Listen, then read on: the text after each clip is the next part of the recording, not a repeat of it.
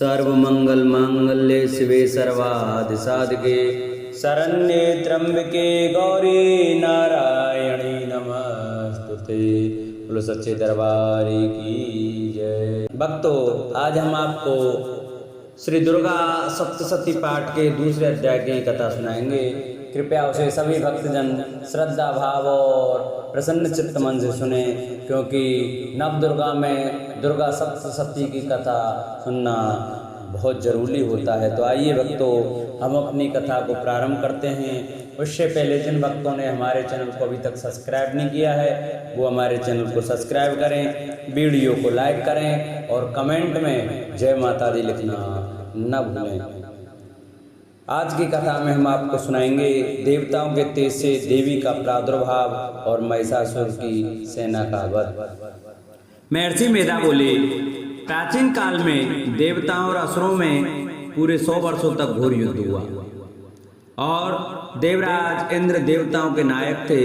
इस युद्ध में देवताओं की सेना परास्त हो गई थी और इस प्रकार संपूर्ण देवताओं की जीत महिषासुर इंद्र बन बैठा था। युद्ध के पश्चात हारे हुए देवता प्रजापति श्री ब्रह्मा को साथ लेकर उस स्थान पर पहुंचे जहां पर कि भगवान शंकर विराजमान थे। देवताओं ने अपनी हार का सारा वृतांत भगवान श्री विष्णु और शंकर जी से कह सुनाया। वे कहने लगे, हे प्रभु, महिषासुर सूर्य, चंद्रमा, इंद्र, अग्नि, वायु, यम, वरुण तथा अन्य देवताओं के सब अधिकार छीनकर सबका अधिष्ठाता स्वयं बन बैठा है। उसने समस्त देवताओं को स्वर्ग से निकाल दिया है। वे मनुष्यों की तरह पृथ्वी पर विचर रहे हैं। दैत्यों की सारी करतूत हमने आपको सुना दी है और आपकी शरण में इसलिए आए हैं कि आप उनके वध का कोई उपाय सोचें। देवताओं की बातें सुनकर भगवान श्री विष्णु और शंकर जी को दैत्यों पर बड़ा गुस्सा आया। उनकी भुएं तन गईं और आंखें लाल हो गईं। गुस्से में भरे हुए भगवान विष्णु के मुख से बड़ा भारी तेज निकला और उसी प्रकार का तेज भगवान शंकर, ब्रह्मा और इंद्र आदि दूसरे देवताओं के मुख से प्रकट हुआ। फिर वह सारा तेज एक में मिल गया और तेज का पुंज वह ऐसे दिखता था जैसे कि जाज्वल्यमान पर्वत हो। देवताओं ने देखा कि उस पर्वत की ज्वाला चारों ओर फैली हुई थी और देवताओं के शरीर से प्रकट हुए तेज की किसी अन्य तेज से तुलना नहीं हो सकती थी। एक स्थान पर इकट्ठा होने पर वह तेज एक देवी के रूप में परिवर्तित हो गया और अपने प्रकाश से तीनों लोकों में व्याप्त जान पड़ा। वह भगवान शंकर का तेज था। उससे देवी का मुख प्रकट हुआ। यमराज के तेज से उसके सिर के बाल बने। भगवान विष्णु के तेज से उसकी भुजाएं बनी।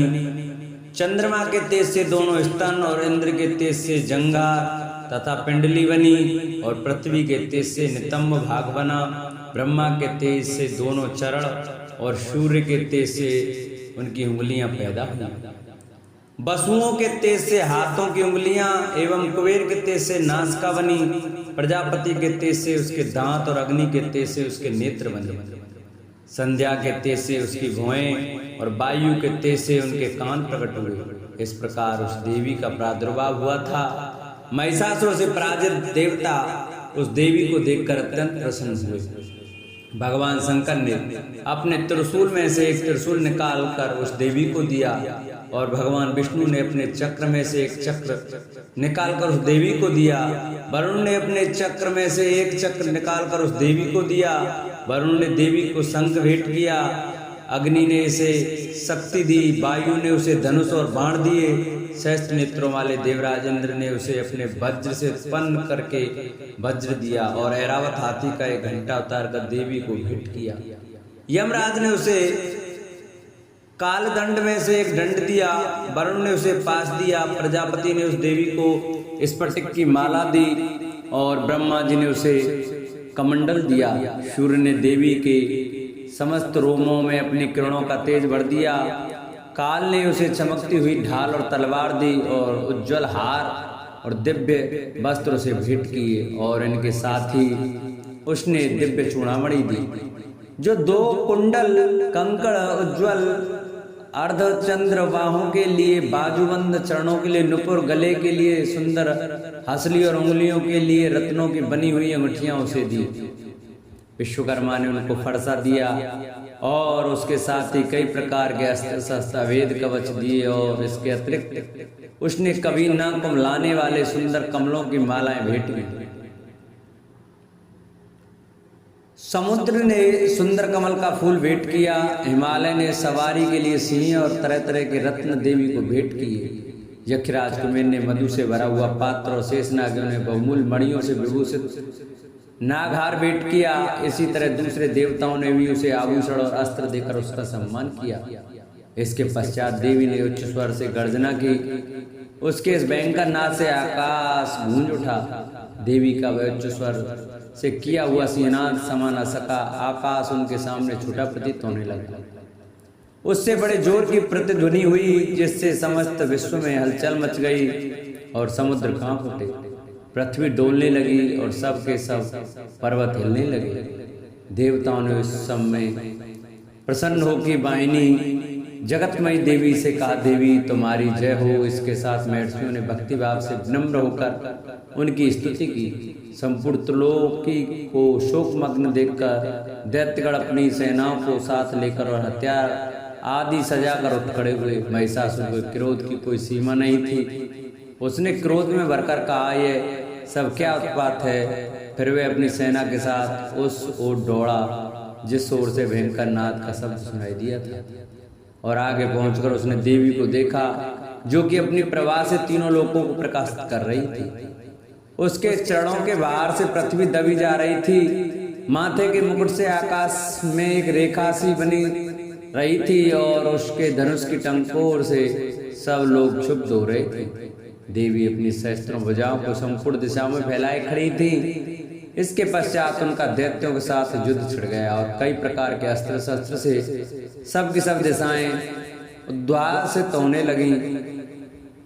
महिषासुर की सेना का सेनापति चक्षुर नामक एक महानसुर था। वह आगे बढ़कर देवी के साथ युद्ध करने लगा और दूसरे दैत्यों की चतुरंगिणी सेना साथ लेकर चामर भी लड़ने लगा और 60,000 मारुतियों को साथ लेकर उद्दग्र नामक महादैत्य आकर युद्ध करने लगा और हनु नामक असुर 1 करोड़ रथियों को लेकर, असिलोमा नामक असुर 5 करोड़ सैनिकों को साथ लेकर युद्ध करने लगा। बास्कल नामक असुर 60 लाख असुरों के साथ युद्ध में आ डटा।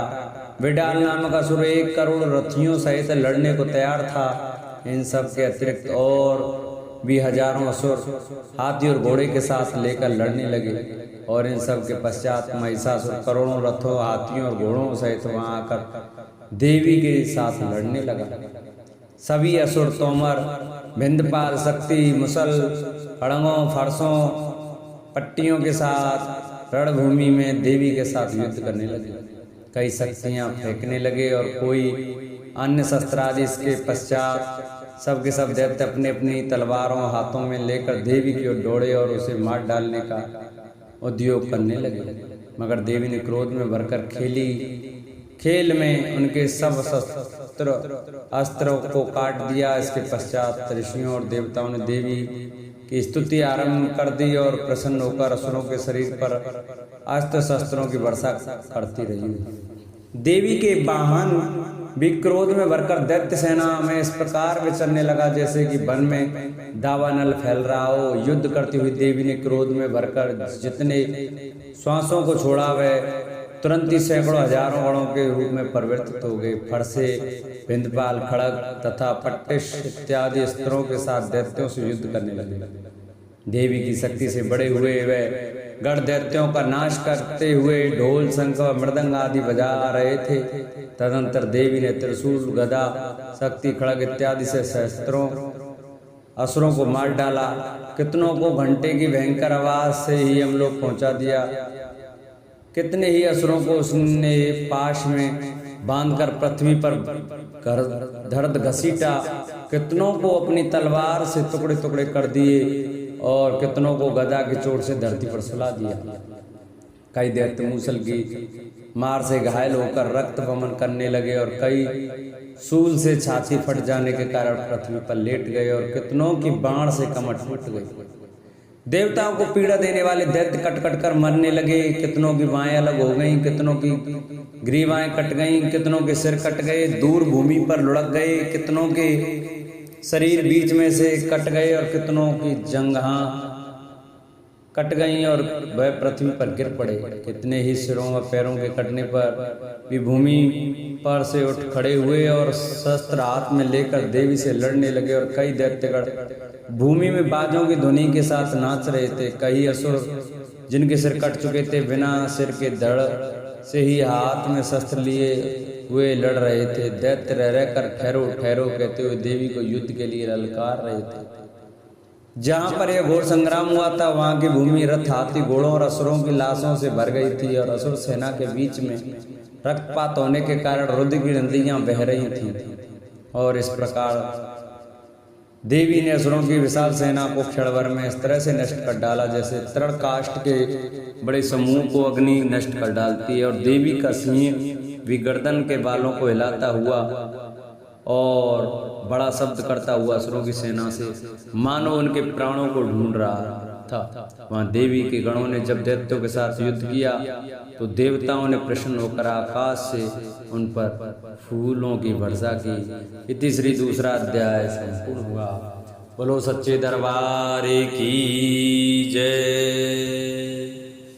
जिन भक्तजनों को, जिन माताओं बहनों को हमारी ये वीडियो अच्छी लगी हो, हमारी कथा अच्छी लगी हो, वो हमारी वीडियो को आगे शेयर करें जिससे और भी भक्त हमारी कथा सुन सकें। जिन भक्तों ने, माता बहनों ने अभी तक हमारे चैनल को सब्सक्राइब नहीं किया है वो हमारे चैनल को सब्सक्राइब करें, वीडियो को लाइक करें और कमेंट में जय शेरावाली की लिखना ना भूलें। बोलो सच्चे दरबार की जय।